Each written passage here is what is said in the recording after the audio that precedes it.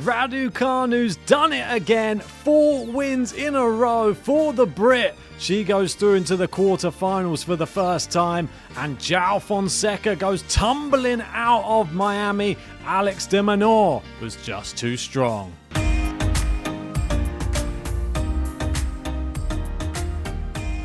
That's right. What a day of action in Miami, and what a day for Ben. As we know, he is a massive Raducanu fan. He has been singing her praise since the US Open. He's been waiting for her return at the top table of tennis. And it seems like she's there right now. How long will it last? There's a lot of questions around it. Is she going to be able to even win this tournament? But one thing I would say is right now, Raducanu is playing the level of tennis she played to win the US Open. And that is, of course, very encouraging. I think the Navarro performance, probably one of the best. I think Anisimova was good, but Anisimova made too many mistakes. And then the match in between with Kessler, she obviously had a few issues and withdrew from the match halfway through. But despite any of that, you must be so pleased with how Raducanu is playing. On top of that, you've got Fonseca going out and losing. Of course, he did gain some points for my rankings as my wildcard player. But it just seemed like the perfect storm. All we need now is Djokovic to beat Musetti. And win the tournament. If you can do that, I'd love that too. But I'll take a win against Musetti. Raducanu, though, I have been waiting a while for this moment. Just to see her beating some of these players again, like she's been doing at this tournament. It does take me back a little bit to that US Open triumph. And the way that she beat Anisimova, and I would say Anisimova, that first set, I'm no idea what she was doing. I think Raducanu, it was a mixture of Raducanu playing very, very well and Anisimova looking all over the place. She was trying to hit the same backhand shot about 10, 15 times, and it kept going wide. And yet she kept trying to do it, and it kept on failing. And then she just looked dejected, hitting balls in the net, gave the first set up pretty easy, had a medical timeout for the wrist, looked fine in the second set. She was hitting the ball pretty clean and hitting a lot of winners, but Raducanu, a lot of resolve. She got broke her back again. I think it's just great. And listening to her off-court interview, she's actually saying that all of the stuff that is going on off the court with her team and the fact that she has great people around her at the moment, not putting too much pressure on her. She's just in a really good space right now. And I think that that's what's bringing the best out of her. So all of the critics that were talking about maybe the fact that she had all of these problems with the coach coming into this tournament and the fact she doesn't have a coach at the moment, that's all gone away now because no one's really talking about that. Because if you can get all the way to the quarterfinals of a Masters, you must be doing something right.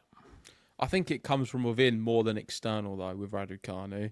And Agreed. to put it into context, what she's just done, and why some people, I can already see them commenting now saying, calm down, Game to Love. You're getting too ahead of yourself. I said, this is the best we've seen since the US Open. And there's a reason I've said that, because statistically it is.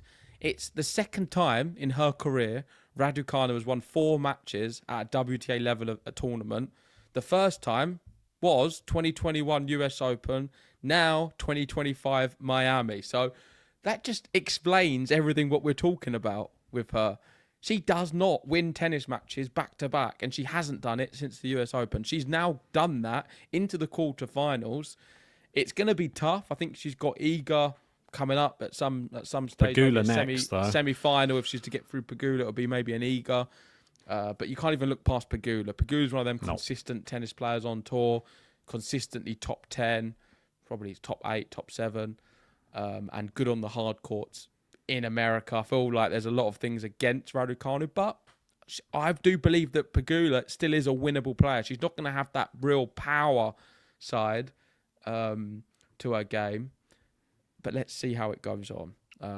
We know the Raducanu of a few weeks ago loses to Pegula very comfortably. Well, and we've just been talking about 4 in a row for Raducanu, winning 4 matches in a row. Connect 4, maybe her favourite game, and she could get 4 Americans in a row if she manages to beat Jess Pegula. Navarro Kessler, Anisimova. Can it be Pegula as well? I think it's possible. I think this obviously, like you said, is the toughest of the lot.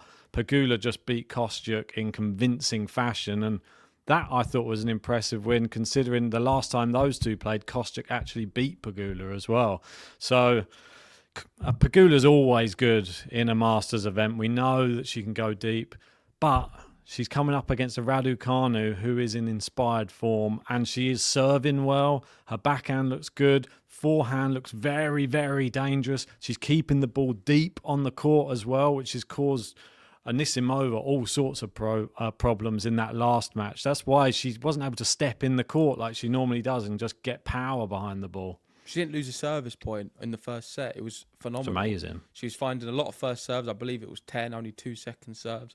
Didn't lose any of them. Very consistent behind her serve, and that's been something which she struggled in. We've seen her throwing the ball up and looking all over the place, double faults galore. There was even a few double faults against the other Emma, the one Navarro. Emma Navarro. I watched that she double faulted on a break point, and it's been in her game, but she just didn't do anything against Anisimova and was looking really good. Up to 48 in the live rankings. If she's to win the whole event, of course, big if, she would be 22 in the world. Yes. That would be amazing. I would love to just see her climb the rankings. I like the main thing. Can she win it though, Ben? I think it's too much to really ask for that, to be honest. So the way she's been playing, you don't think that's enough to win this tournament? She's not played against the top of the top yet. And the last time that she played Iga, I think she got breadstick and bageled. But now she's got Sabalenka still in the draw. She's got other players that are top players that I think are much better than the players she's played already. And these are the players who normally go deep in tournaments. I think Pegula is the next test. If she gets past her, there's an even tougher one after that. I'm not looking more than one match ahead for her at the moment. But the fact that she's beating bigger names, that is a real sign of improvement for Emma Raducanu. And she can use this to sort of, I don't know, push away the naysayers that keep on saying, like, you shouldn't be having wild cards here, wild cards there. Well, look who she beats when she's actually playing in big tournaments. She wouldn't be doing that if she wasn't a good tennis player. But this is what's so frustrating with Emma Raducanu, because I don't think anyone can question her ability. Her ability is there to be seen. She is a great tennis player when she's playing her great tennis. However, the problem is, I think, her competitive spirit. I put it down to the battle, the determination to win them battles in a tennis match, to actually win, that winning spirit. And she said in her interview at the end with the Tennis Channel, she said she feels her competitive spirit is now coming back. And I think that is where she's really sort of missed out. Yes, most likely. That is where it's all in the head, I think, with her as well. Like you said earlier, Raducanu, I'm happy that she's back. I'm happy she's winning. I'm happy that she is happy on a tennis court. She's smiling a lot right now. We had all that controversy recently, and that all seems to be put behind her. She's now looking forward to the next match, and she's winning matches quite comfortably now as well against good opposition. We'll have to wait and see with Pegula. I'm excited for it. But there are some other ladies in the draw. Let's stick to the women's at the moment. We will move on to Fonseca in a second and that match against Minaur. But Jasmine Paolini, she knocks out Naomi Osaka. I thought this was a fantastic performance. She came from a set down as well to defeat her 6-4, 6-4 in the final two sets. The best performance of the year for her. Yeah, she's been having a bit of a tough time of things, but turning things around right now. And is Miami the place? We're talking about Raducanu. Could she win it? Is Paolini a contender? Yeah, you say it's a tough time and it's not been at her standard, but still, if you look at the live WTA race, she's been the 17th best player this year. So if you put it into context, she's not been that bad. She needed a big result against Osaka. She was able to produce it, and I'm hoping now this can cement herself inside the top 10 and give her confidence going into the Grand Slams. Roland Garros, she was exceptional last year. Same with the US Open as well. So having these big performances now, I'm hoping will set her in a good place for these upcoming slams where she's already proven she can be a really good player in. Yeah, I think they said on court after her match that this is the first time she's won 3 in a row since the US Open last year. And she gave a little bit of a come on to the camera, which was nice to see. She's a very funny character and doesn't take herself too seriously. And I think you need that on the tour, because it can be a bit of a torrid place when you're going from place to place, different countries. If you can't string wins together, it's a very lonely place for a tennis player. And the fact that that's the first time since the US Open she's managed to get 3 in a row, she means she's coming back to a bit of form again. And if she's doing that now, remember how good she was come the clay court swing last year.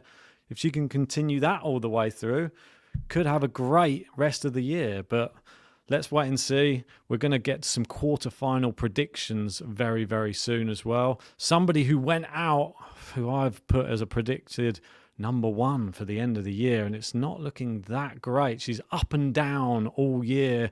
It's Coco Gauff. I don't know which one's going to turn up every time she's on the court these days, and she loses in straight sets as well to Magda Linette, 6-4, 6-4. Was totally shocked by this result. I can't comment too much on it because I didn't catch this match. I only know the result. So it's probably same. not fair to me to speak about how it happened.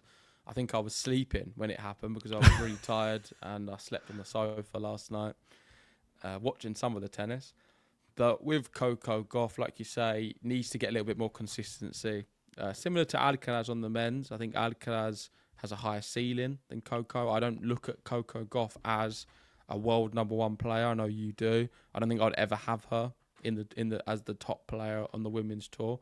I think she's good, but she's always going to be a little bit off it for me.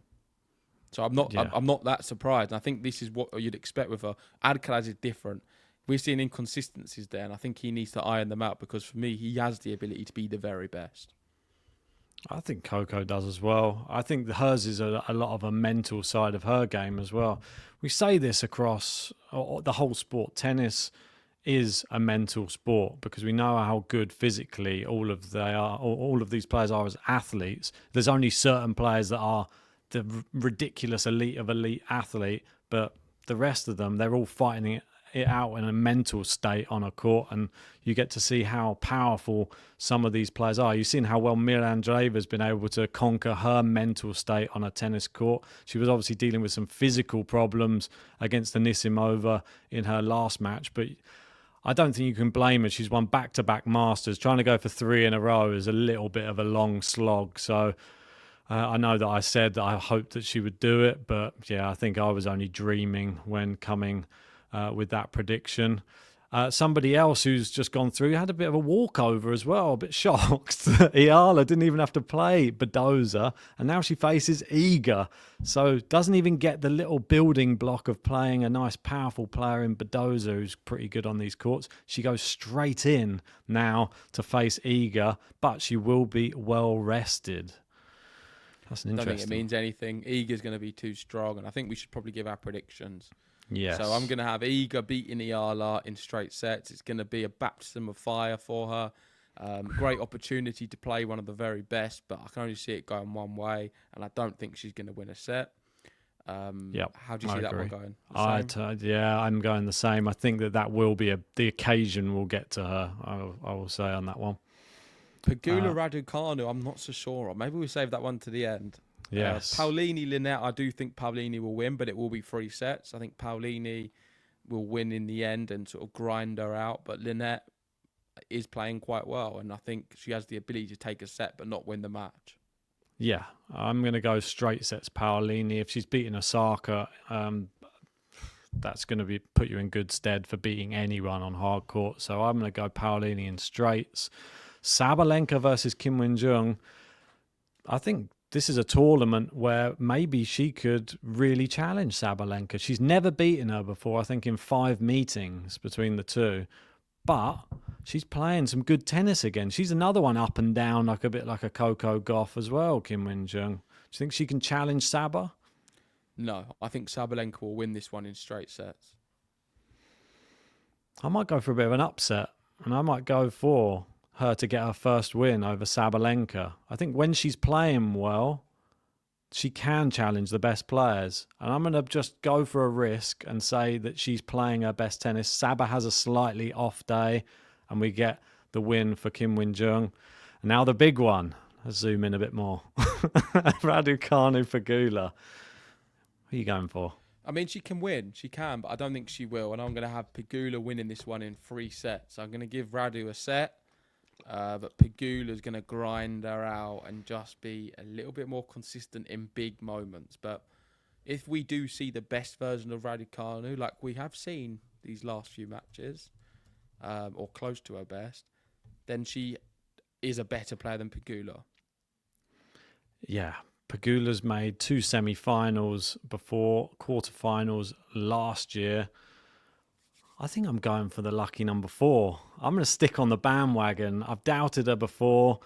I'm not going to do it now. I'm going to stick with the Brit, and I'm going to go Raducanu. But I think she has to do this in straight sets, because I think if it goes 3, the crowd may get on Pegula's side. It may be a little bit too much.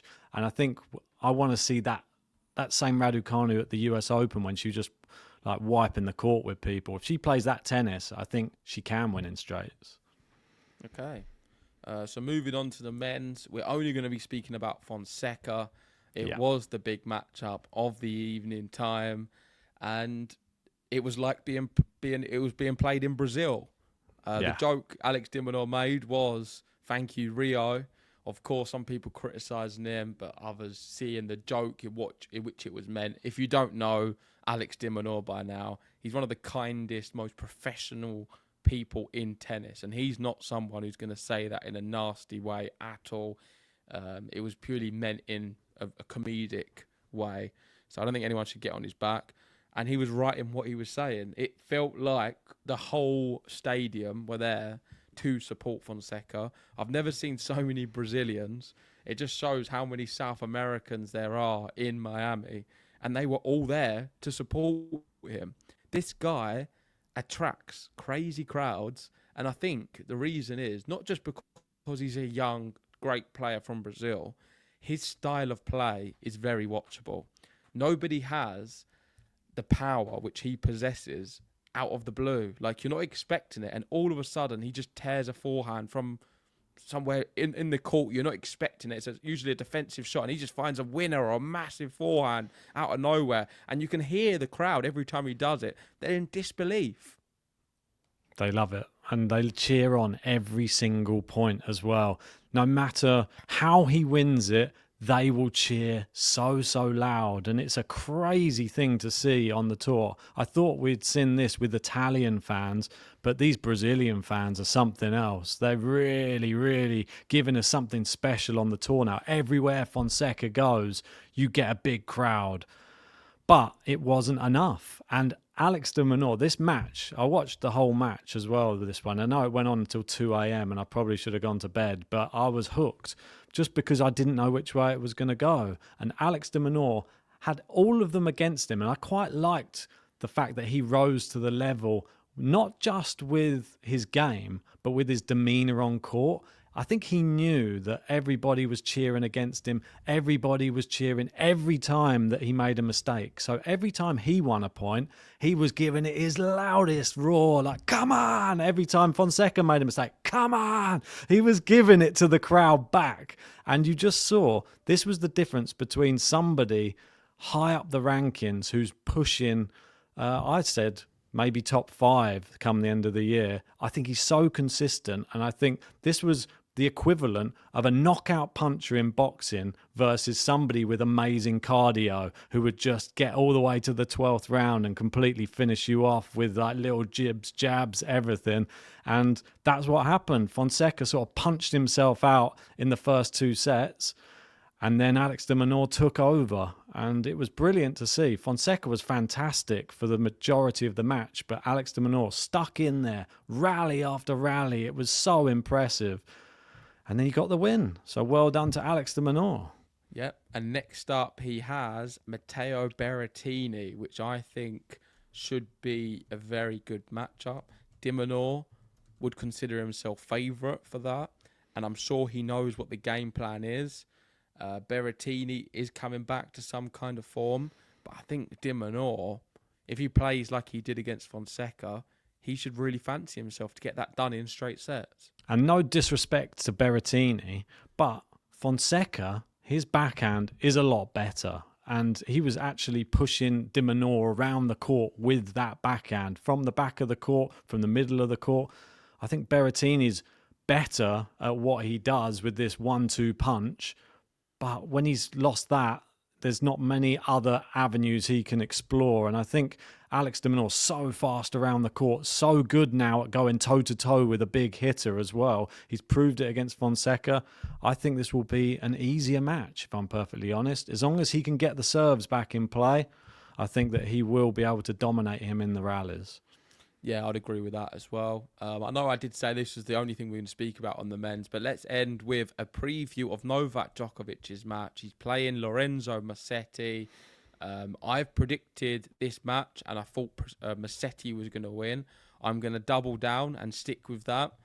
Do you still feel that Djokovic is okay? With the bookmakers, you can currently get 3.5 on Lorenzo Musetti to beat Djokovic. Djokovic as short as 1.3. Yeah, I'm still going to stick with Djokovic on this one. I know Musetti's playing well, but I was impressed with Djokovic in his win against Carabelli. He had a very comfortable set, and now I think he's just playing for fun, which is a little bit dangerous because he's got that record under his belt. But I think Musetti's the type of player that sees Djokovic down the other end, and he may crumble on this occasion. I think on the clay, maybe a bit better for Musetti, but I think on these hard courts, Djokovic should be okay. Okay, let's wrap it up there. Thank you, everyone, for joining us today. Let us know what your thoughts are on Emma Raducanu. Do you think she's got enough to go all the way in Miami and win the event? And what do you make of Fonseca losing? Who is your favourite for the men's? We'll be doing a podcast tomorrow to discuss how Djokovic got on and the other matches. But for now, if you haven't already, hit the like button, subscribe if you're new, and we'll see you very soon.